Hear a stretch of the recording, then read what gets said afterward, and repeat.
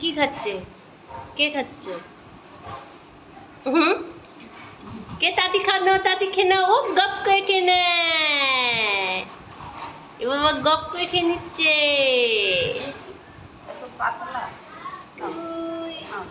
ঝপ করে খেয়ে দিল। কে আগে খেতে গেলে কে আগে খেতে পারে? কে আগে খেতে পারে? সোনা খাবে। এই তো সব খেয়ে নিচ্ছে। এটা কি খাচ্ছ? সকালবেলার নানি পপ কেন খাচ্ছ? হ্যাঁ, কেন খাচ্ছ ললিপপ? মাকে বলবো? মাকে বলবো? আমি আমি বলবো মাকে ফোন করে বলবো? পাপাকে বলে দিচ্ছি, আমি পাপাকে বলে দিচ্ছি। গরম করে খায়? কেমন করে খায় ললিপপ? চুষে চুষে? তাই? হুম। আজকে রান্না হবে ভেন্ডি ভাজা, মাছের তেল ভাজা, পেঁয়াজ কুচিয়ে, আর আলু দিয়ে মাছ হবে। মাছ বেশি নেই, অল্প আছে। আর কিছুটা ডিম দিয়ে দিলাম। আমি যখন মাছ কম থাকে তখন এই ডিম আর মাছ দিয়ে একসাথেই মাছের ঝোলটা করে নিই, খুব তাড়াতাড়ি যাতে ঝটপট করে নিতে পারি, কারণ ডিমের ঝোল মাছের ঝোল দুটো আলাদা আলাদা করতে গেলে দেরি হয়ে যাবে।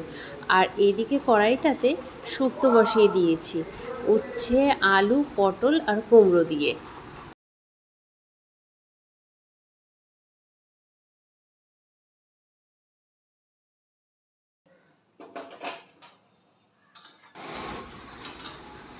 এইদিকে শুক্তোটাও আমার হয়ে গেছে, আর এইদিকে ডিম সেদ্ধটাও আমার হয়ে এসছে, তাই শুক্তোটাকে নামিয়ে নিলাম।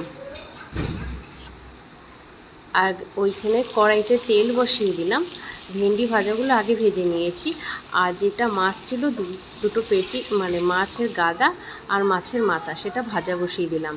আর পাশের কড়াইটাতে শুক্তো না নিয়ে কড়াইতে একটু তেল দিয়ে ওই যে মাছের তেলটা ছেড়ে দিচ্ছি, মাছের তেলটা এর মধ্যে ভেজে নিচ্ছি।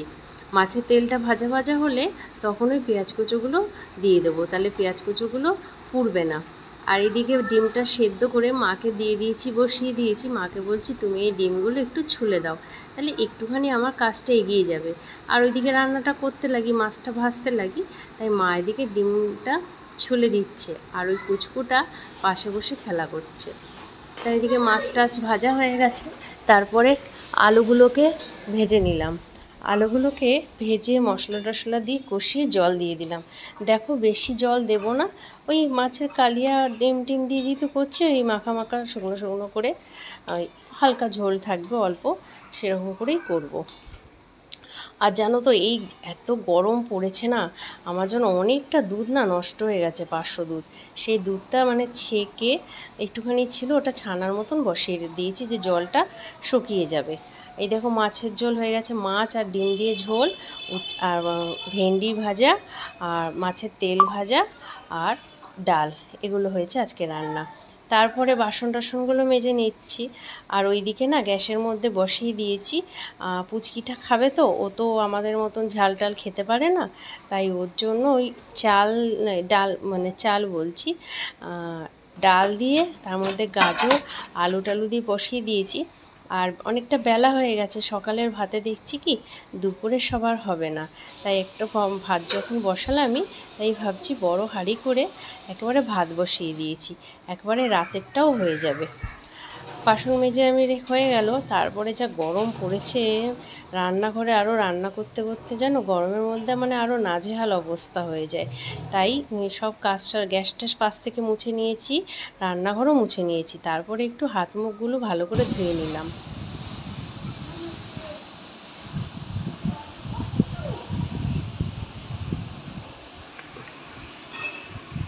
তুমি কি করছো? খেলা করছো?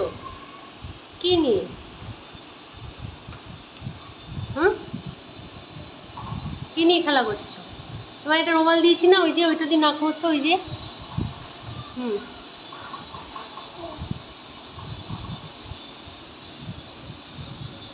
হুম, হয়ে গেল। ওরম করে মোছে? আমার একটা সাবান দাও, বাসন মাজবো আমি। দাও। ক টাকা দাম? ক টাকা? 1 টাকা? এত সস্তা? হ্যাঁ, 1 টাকায় বাসন মাজার সাবান পাওয়া যায়? তাই? ও আচ্ছা, সব কটা সাবান নিলে ক টাকা? 1 টাকাই? সব সাবানও 1 টাকা দাম? তাই? আচ্ছা, আর একটা সাবান দাও তাহলে আমাকে। এত সস্তা যখন, তাহলে বেশি বেশি কিনে নিয়ে যাই। দাও। এটা কি? এটাও সাবান? আচ্ছা। হ্যাঁ, তোমার এটা দোকান? তোমার দোকান? তারপরে একটু ছাদে চলে আসলাম। আজকে ভাবলাম এই যে ড্রাগন গাছটা না, এটা ট্রান্সফার করব, মানে ছোট পাত্র থেকে বড় পাত্রে নেব। আর তার সাথে এই যে ময়ূরঝুঁটি গাছগুলো হয়েছে না, এগুলোকে আলাদা করে বসাবো, তাই গোড়া থেকে আলাদা করছি। তো বন্ধুরা, আমার ভিডিও ব্লগটা এখানেই শেষ করছি। চ্যানেলটাকে যারা এখনও সাবস্ক্রাইব করোনি, তারা প্লিজ চ্যানেলটাকে সাবস্ক্রাইব করে নিয়ে আমার পাশে থেকো। চলো টাটা, বাই বাই, সবাই সুস্থ থেকো, ভালো থেকো।